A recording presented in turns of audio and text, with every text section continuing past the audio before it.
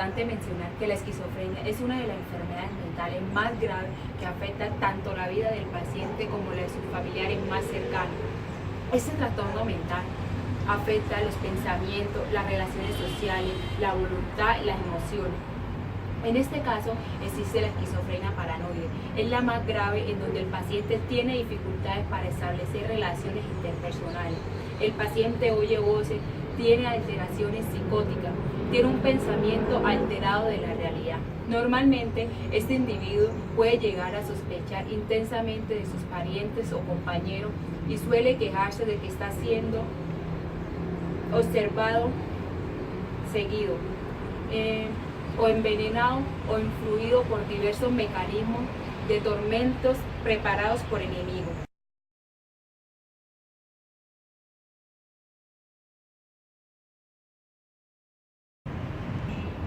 ¿Cuándo suele aparecer inicialmente la esquizofrenia?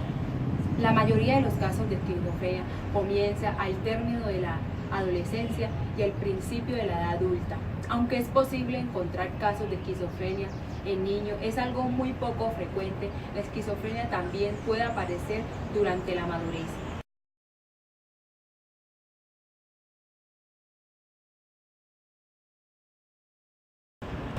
¿Qué es lo que provoca la esquizofrenia? Hay un aspecto muy importante y es el aspecto genético, como los parentescos biológicos. Existe una fuerte asociación entre el nivel de parentesco y por lo tanto de genes que se comparten y el riesgo de desarrollar el trastorno. Un ejemplo muy claro es la prevalencia de la esquizofrenia en los parentescos de primer grado, como es padres, hermanos y hijos. De una persona esquizofrenia oscila entre un 10% de probabilidad.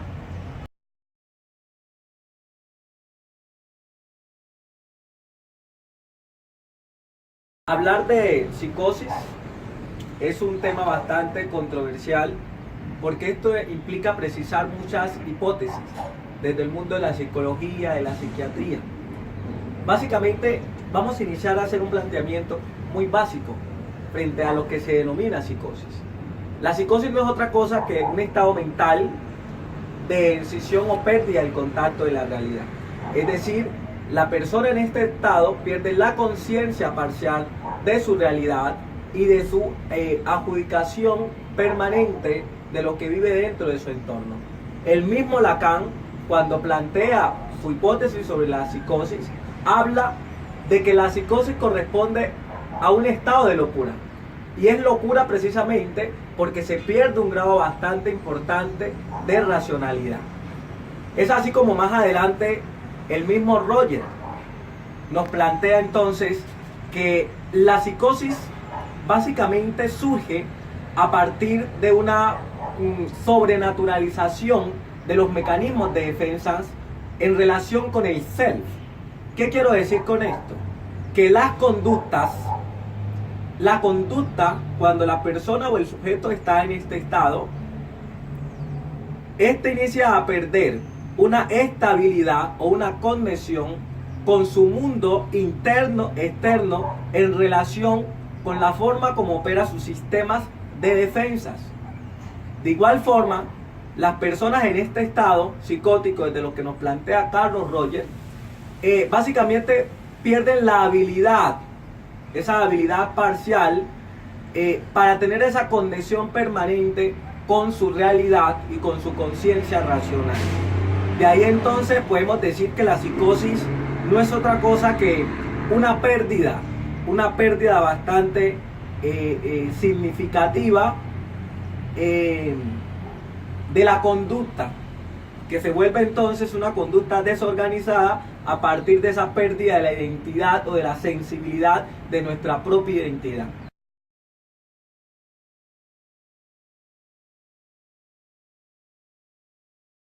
De igual forma, considero pertinente hacer también una claridad. La diferenciación entre psicosis crónica y psicosis aguda. ¿Y por qué es importante hacer esta diferenciación? Sencillamente porque la sintomatología de estas dos instancias o de estos dos estados son muy parecidos, lo que hace bastante complejo establecer un criterio diferencial a la hora de hacer un diagnóstico de estos dos estados. Cuando nosotros hablamos de estado psicótico crónico, estamos hablando básicamente de una forma de esquizofrenia de larga duración, es decir, se desarrolla una contención de alucinaciones y de delirios que generan una introspección crónica de forma duradera que genera en el sujeto una pérdida bastante diferencial con la realidad.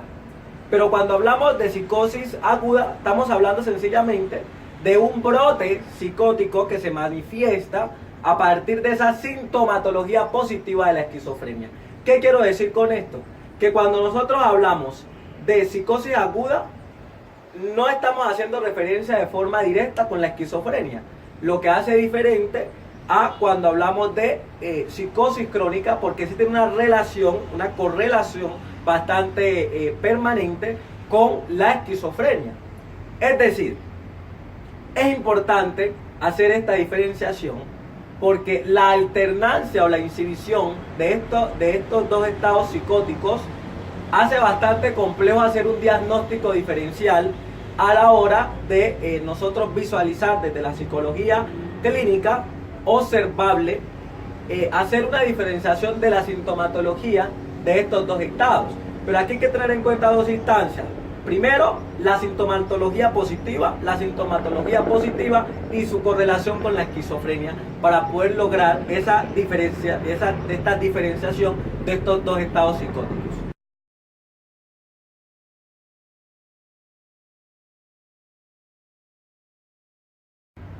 Por otro lado, la teoría freudiana, cuando habla de la psicosis, hace referencia a que esta debe de ser planteada desde la metapsicología. Cuando habla de metapsicología, según Freud, habla de la estructura que origina la psicosis. En este sentido, la estructura psicótica desde el psicoanálisis tiene una dirección y es la fijación primaria oral. En este caso se desestima del complejo de castración y edípica. Esta fijación primaria oral lo que va a provocar o va a fomentar en el sujeto es un cuadro de transición o un cuadro compuesto. Voy a explicarlo así. Recordemos que la teoría freudiana nos plantea tres estructuras psíquicas: el ello, el yo y el superyo. Estas son tres estructuras psíquicas. ¿Cuándo aparece entonces la psicosis? La psicosis aparece cuando hay una pérdida de la realidad inducida por ese yo que entra en conflicto con el mundo exterior y la neorrealidad en conforme con los deseos del ello. Es decir, se reprime todo un tema de conciencia en el ello a partir de los deseos que genera que el sujeto entre en conflicto con su yo, y a partir de eso entonces aparecen una contención de complejos primarios orales, que es lo que va a generar la contención mental del individuo. Aquí aparece entonces también una separación psíquica entre la realidad del yo y la realidad del ello, que ya no se funcionan, sino que entran en conflicto, en donde el ello, por plantear los deseos o tener como funcionalidad los deseos, entra en conflicto con el yo. La psicosis entonces se reviste a partir de lo siguiente: pierde el yo la investidura de su capacidad de conciencia, y esta, a partir de lo que reprime de los deseos del ello, genera entonces esa separación psíquica que es lo que va a originar, según la teoría freudiana, la separación de estas dos instancias psíquicas que van a originar el estado psicótico.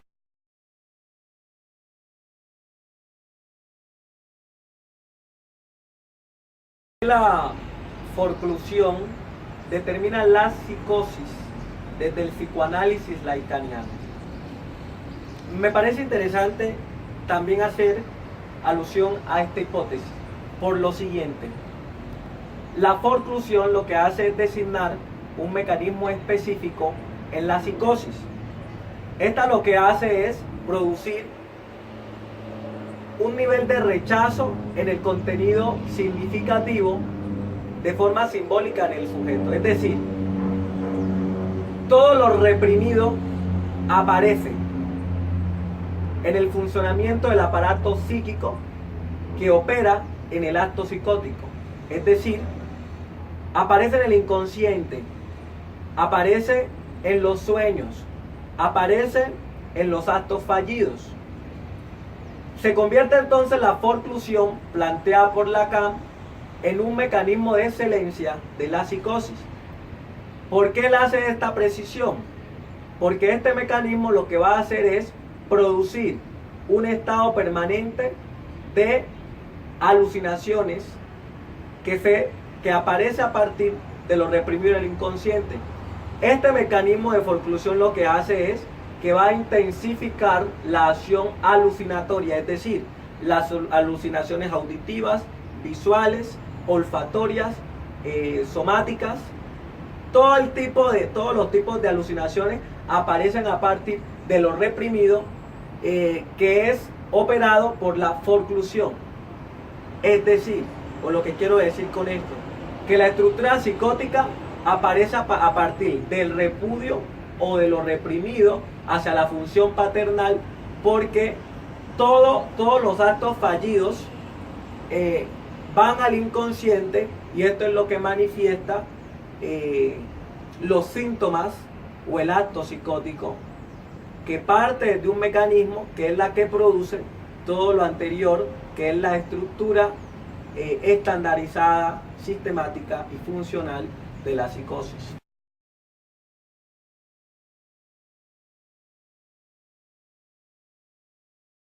En la misma línea es importante también hacer otra claridad, o mejor dicho, hacer un nuevo planteamiento. La psicosis según Clérambault. Clérambault lo que dice es que hay unos fenómenos elementales que se desarrollan en la psicosis, y a esto él lo agrupa a su teoría de automatismo mental. Dice Clérambault que el automatismo mental, dentro de su funcionamiento operativo, en última instancia lo que va a generar es una perturbación basal orgánica en la psicosis. Esta manifestación se identifica de múltiples formas. La primera, el eco del pensamiento. Y el eco del pensamiento es una distorsión que puede ser en este sentido cognitiva, que aparece luego como un esquema que se va desarrollando como un pensamiento irracional. La enunciación del acto como segunda instancia, que es la forma como nosotros percibimos alguna situación. En este sentido, somos nosotros quienes alteramos o quienes reducimos la percepción específica de ese acto. En tercera instancia vamos a encontrar el diálogo interno o el diálogo interior, y vamos a encontrar las alucinaciones motrices. Y es así entonces como Clérambault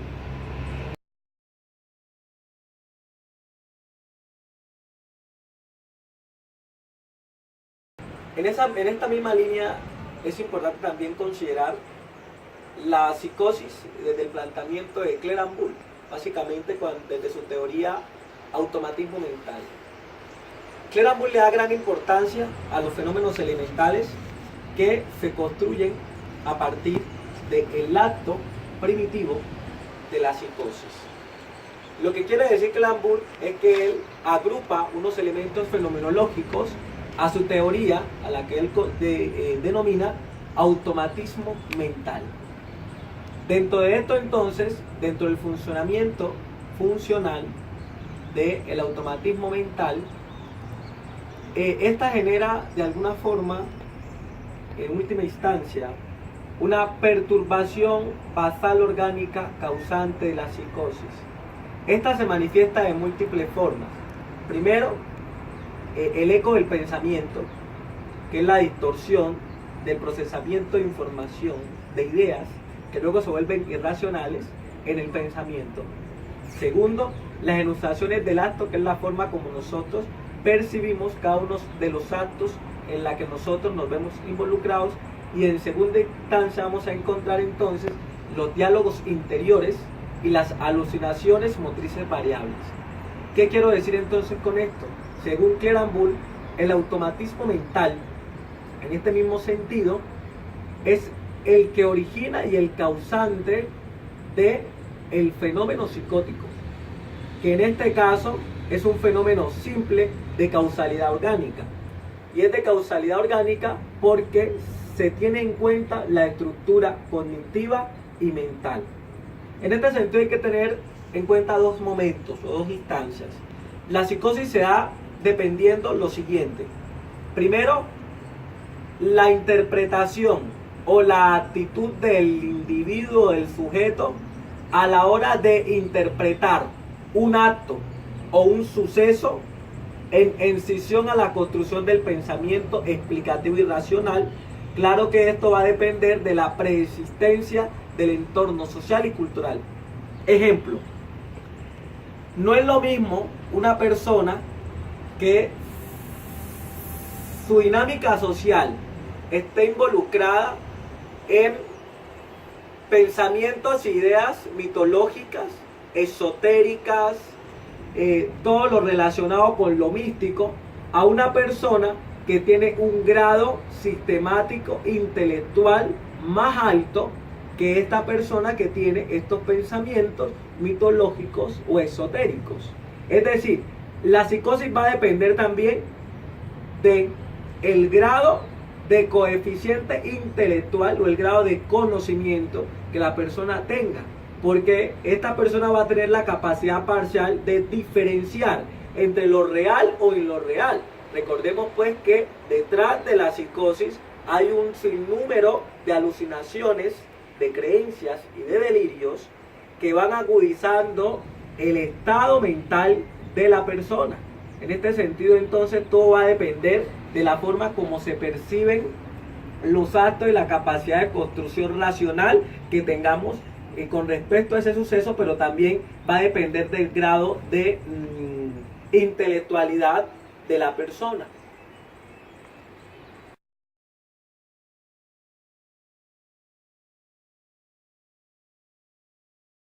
En la escuela cognitiva conductual, la psicosis o la percepción de la psicosis tiene una particularidad, y es que esta escuela hace una evaluación desde el modelo biopsicosocial. Es evidente que todos los seres humanos en el transcurso de nuestra existencia nos encontramos en situaciones de vulnerabilidad, de altos niveles de estrés. Por eso la importancia de tener elementos de afrontamiento para eliminar esa atmósfera de pensamientos, ideas irracionales. En este sentido entonces se tienen muy en cuenta las teorías de Albert Ellis, de Aaron Behr, porque se plantea que un sujeto que crea en sus pensamientos actos irracionales a partir de la terapia cognitiva conductual, que es disminuir ese nivel de delirio en la acción injustificada de evidencia, es posible de disminuir los componentes o los actos de psicosis. Es real, existe una atmósfera bastante permanente en lo que codifica el funcionamiento de los procesos, no solo cognitivos, sino también emocionales. Toda la estructura emocional, toda la estructura cognitiva, cuando se agrupa y se logra que el individuo tenga un grado de racionalidad frente a ese suceso, entonces cambia la percepción, y esos pensamientos automáticos o esos pensamientos que aparecen de forma automática a partir de un suceso, a partir de las evidencias que se desarrollen, se pueden disminuir entonces las alucinaciones y los delirios crónicos, que son los que van a intensificar la psicosis crónica. Entonces disminuyen el acto permanente de la psicosis.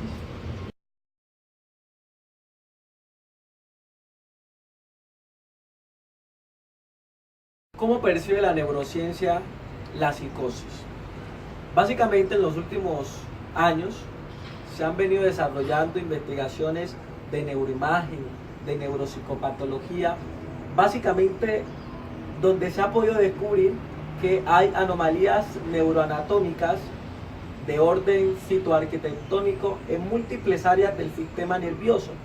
Lo que quiero decir con esto es que el funcionamiento anormal de las vías dopaminérgicas son las que de alguna forma generan una afectación estructural en varios neurotransmisores, que son entonces los que van a generar hasta cierto punto, van a desarrollar una sintomatología en la psicosis.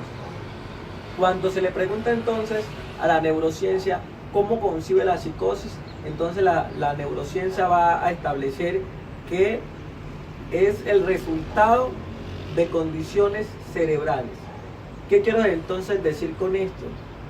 Que cuando hay un funcionamiento muy elevado de dopamina y de serotonina, eso va a generar entonces unas fallas funcionales en el cerebro que van a repercutir o van a tener un resultado negativo en la fomentación de síntomas